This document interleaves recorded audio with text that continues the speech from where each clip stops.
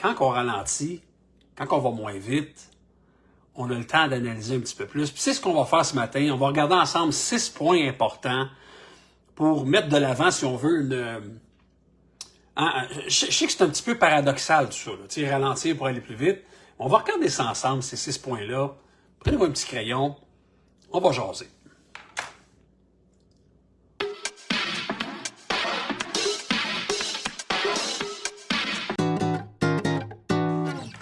Bon matin, M. Doyon. Bon matin à tous. Bon matin. D'ailleurs, laissez un petit commentaire si vous avez la chance, un petit bonjour.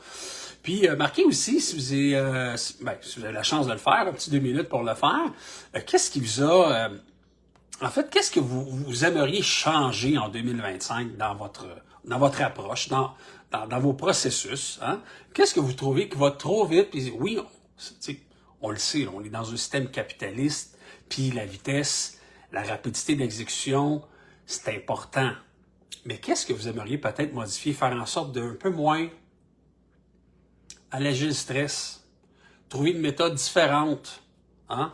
Marquez-moi de votre côté ce qui serait intéressant, puis moi, je vais vous partager les 6 points que j'ai à vous partager, mais il y a peut-être des choses que j'oublie. Donc, n'hésitez pas, marquez ça en commentaire. Encore là, YouTube, on va sur la chaîne YouTube éventuellement, le live maintenant va être propulsé sur YouTube. On like et on coche la cloche pour recevoir à toutes les semaines les nouvelles informations, les nouvelles vidéos qui sortent. On commence sans plus tarder. Pourquoi ralentir, c'est accélérer en affaires? Mais l'expression ralentir, c'est accélérer en affaires. En fait, ça fait référence à un concept souvent utilisé de la gestion d'entreprise, puis dans les stratégies de développement. Ça peut paraître, comme je disais, paradoxal, mais on associe généralement la rapidité et l'efficacité au succès dans une entreprise. Mais ralentir peut conduire à une meilleure performance de l'entreprise sur le long terme. Point numéro 1. La prise de décision est réfléchie. Combien de fois c'est arrivé, là? Puis soyez transparent, soyez honnête, là. Quand on prend une décision rapide, hein, souvent, c'est pas la bonne. On se sent stressé, il faut prendre une décision, on a de la pression de d'autres partenaires ou de d'autres entités plus haut que nous. Si on est dans une hiérarchie au niveau du travail, on doit décider. Il faut que ça sorte, là. Il faut que la production en opère. Prendre des décisions trop rapides, on peut se casser les dents. Hein? Puis là, je vais le lire, là. Lorsqu'on prend le temps de bien analyser la situation et de comprendre les enjeux et de planifier les étapes à suivre, on réduit les risques d'erreurs coûteuses. Une décision précipitée peut parfois entraîner des conséquences négatives, tandis qu'une décision réfléchie et approfondie peut permettre de faire des bons choix. C'est pas moi qui le dis, là. Point numéro 2.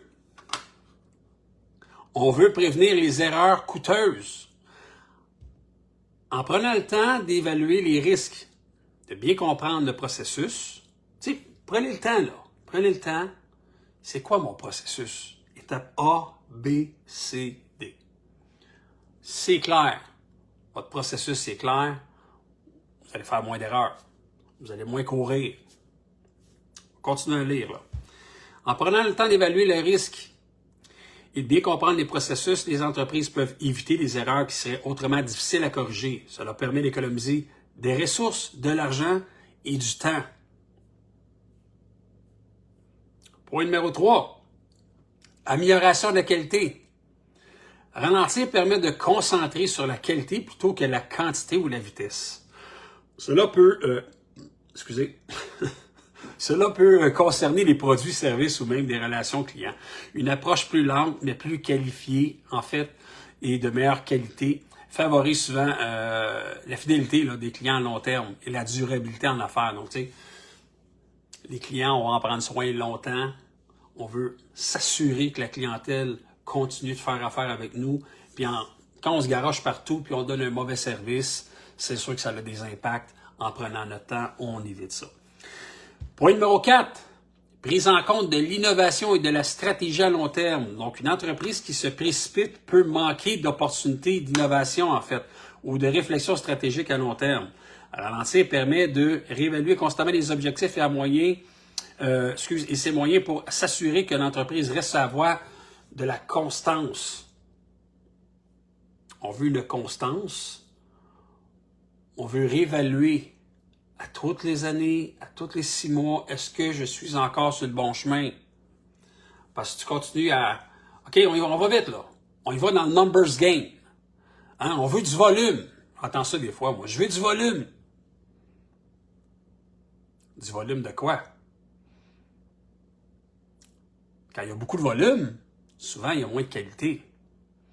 Des fois, ça vaut la peine, peut-être, de revoir son modèle, de faire, au lieu de faire 15 dossiers par mois, faisant 1, 2, 3, 4, 5.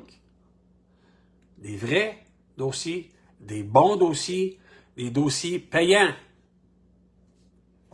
C'est ça le secret. Et ça permettra de garder du temps pour renforcer la relation avec ton client. Hein? Parce que quand notre client il sent qu'il est garoché à gauche, à droite, ben, on ne gagne pas plus en crédibilité, au contraire. Autre point numéro 5, gestion du stress et de la pression. Travailler constamment dans un rythme effréné peut entraîner du stress et une baisse de productivité. Ben oui. Ralentir de temps en temps permet de maintenir une bonne santé mentale et de favoriser un environnement de travail plus propice à la créativité et à l'efficacité. Plus efficace, plus créatif, on a du temps, on est moins stressé. Et d'après moi, c'est le secret du succès. Quand tu es dans le jus 24/7, là, hein, à un moment donné, tu finis par... les plombs, ils sautent. Là. À un moment donné, il manque d'énergie dans la batterie. Là. La batterie tombe à plat, burn-out, dépression, gna gna gna gna. Ben oui, il y en a plein. Il y en a plein, il y en a plein. Il y en a plein. Les dépressions, une après l'autre. Ils sont enlignés, là. Clac, clac, clac, clac, clac, clac, clac. Les gens, ils veulent trop. Plus que tu veux, moins ça arrive. Parce que tu veux mal. Hein, de la bonne façon, calme, relax. On prend le temps de mettre sur papier nos idées. On prend le temps de mettre sur papier également la structure, comment qu'on veut arriver à notre objectif. L'objectif, il est là, là. Comment je peux y arriver le plus simplement possible, en donnant le meilleur service possible et en respectant mes propres valeurs. C'est tout un challenge. Je vous le dis, c'est tout un challenge, mais ça se fait. Point numéro 6. Construire des relations solides. Je viens d'en parler. En ralentissant et en investissant du temps dans la construction de relations de confiance avec des partenaires, des clients et des collaborateurs, une entreprise peut établir des bases solides pour une croissance à long terme. Donc, précipiter les choses peut nuire à la qualité et des relations. Donc, tu sais, moi je le fais là. Faites-le vous-même. Allez manger avec vos collaborateurs. Allez prendre un verre avec vos dirigeants. Un petit 5 à 7 de temps en temps. Tu sais, il n'y a pas juste les Zooms. Là. Des fois, là, on fait des Zooms, on se rencontre ensemble. Contactez des humains. Sortez de la coquille, sortez de chez vous. Hein? Des fois, c'est important, des vraies relations d'affaires. Développer une amitié, développer une relation au niveau partenariat, au niveau des collaborateurs, au niveau des clients également. Les clients peuvent vous en amener d'autres. En développant une bonne relation avec votre client, vous ne savez pas, venez le manger, puis tu as aimé ça, comment ça s'est passé? Y a-t-il des choses que toi, tu aurais aimé qu'ils soient améliorées? Est-ce que, d'ailleurs, est-ce que tu as des gens qui seraient peut-être intéressés par ce service-là auquel tu pourrais me référer? Hein? Il y a plein de choses qu'on peut faire comme ça, puis ça génère de la business. Donc, en résumé, dans un contexte d'affaires, ralentir signifie prendre le temps de bien réfléchir, de bien préparer, de ne pas se précipiter dans les décisions impulsives. Facile, l'impulsivité. Impulsive. Facile. Des fois, je fais penser, tu sais, passe-montagne, le chocolat, l'eau, chocolat.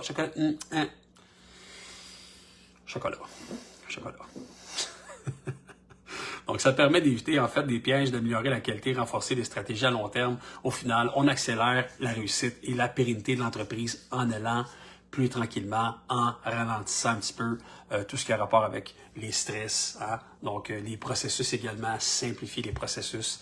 C'est ultra important pour vous, pour votre business Puis aussi, les clients ne veulent pas se sentir brusqués. Ils veulent sentir que vous êtes en contrôle et en confiance dans ce que vous faites.